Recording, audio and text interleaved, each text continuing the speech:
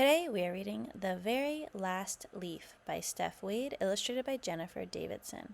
After the video, stay tuned for reading questions and educational activity ideas for no prep, homeschool learning, or classroom discussion and writing activities. And visit laurenmartinbooks.com for more free learning resources and access to my printable and play-based no prep preschool curriculum. Please like, share, and subscribe to Lauren Martin Books for more read-along stories with comprehension questions. Now let's read The Very Last Leaf. From his first day of school in the spring, Lance Cottonwood was the best and brightest student. He blossomed and budding. Look at me, I'm a leaf. He breezed through wind resistance. Some others were not so lucky. Better luck next time. He was a breath of fresh air in photosynthesis 101. Don't you just love the taste of sunlight in the morning? He passed pigment changing with flying colors. Yellow, everybody, how do you do? During his last class of the autumn semester, Lance began to worry about his final exam.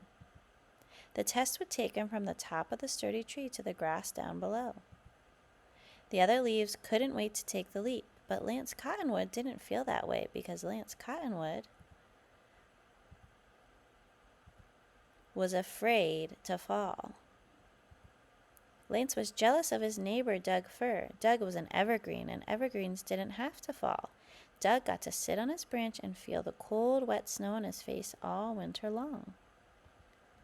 But Lance was a cottonwood, and cottonwood trees are deciduous. They lose their leaves in autumn, so Lance was expected to fall like all the lance-leaf cottonwood ancestors who came before him. When autumn arrived, one by one, other students let go and floated to the ground below, but Lance was comfortable at the top, and that was where he would stay. No one expected him to be scared, so Lance made up excuse after excuse, saving the best for last. Ladies first, I have a bit of a cough today. But Lance couldn't trick them for long. As leaf after leaf passed the final test, they started to talk. I guess he's not good at everything. He's a scaredy leaf. He's too yellow to be an evergreen. Cool days turned into colder nights, and Lance decided he was going to beat the odds. He would stay on his tree all winter, just like Doug. It looks like we're going to be best friends. By the end of the week, Lance was the only one left on the tree. Lance's teacher knew he was worried, but she also knew he would be okay. It's okay to be scared, Lance. I'm here to help you through this. Lance thought about why he was scared. He was terrified of landing in a gutter or getting stuck on a windshield, or worst of all, falling where the dog did his business. After talking about his worries, Lance felt a little better, and when he looked down again, things didn't look so bad. Some kids had made a leaf pile to jump into. Other kids were collecting leaves for crafts. Lance's friends were happy. They were safe, and they looked like they were having fun. Lance knew it was time to take the leap.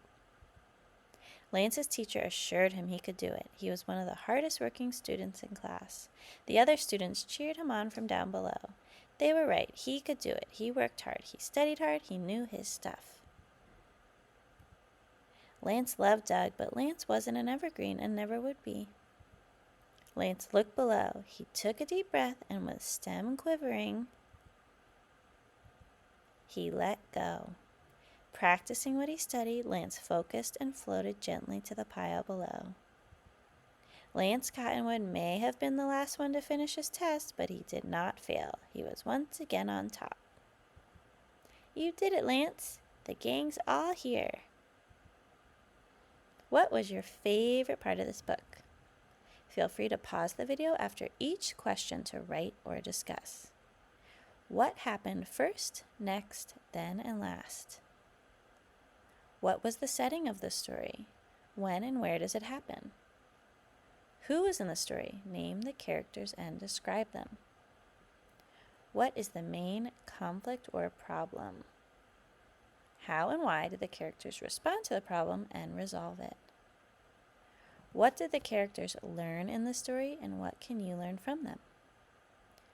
What is the lesson or theme? What can you learn from this story, and how can you apply it to your own life?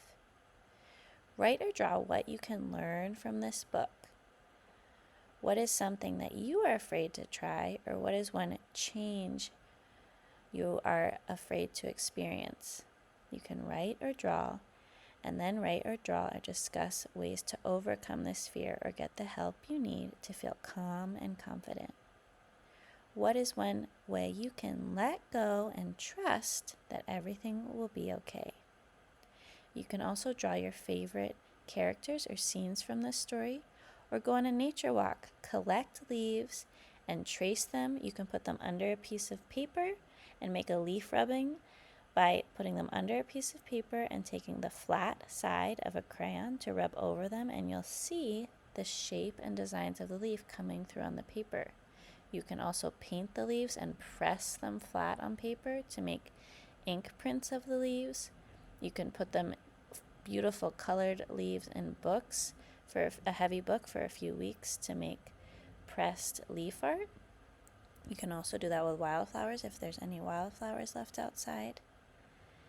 What other fall activities can you do? You can collect leaves, seeds, acorns, and create your own leaf and tree identification guide by looking them up online or getting a tree field guide from the library.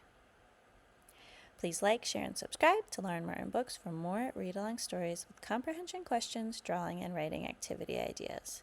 Visit laurenmartinbooks.com for printable and play-based no-prep preschool curriculum and free learning activities for homeschool or the classroom for pre-K through 12th grade. Thank you for reading with me.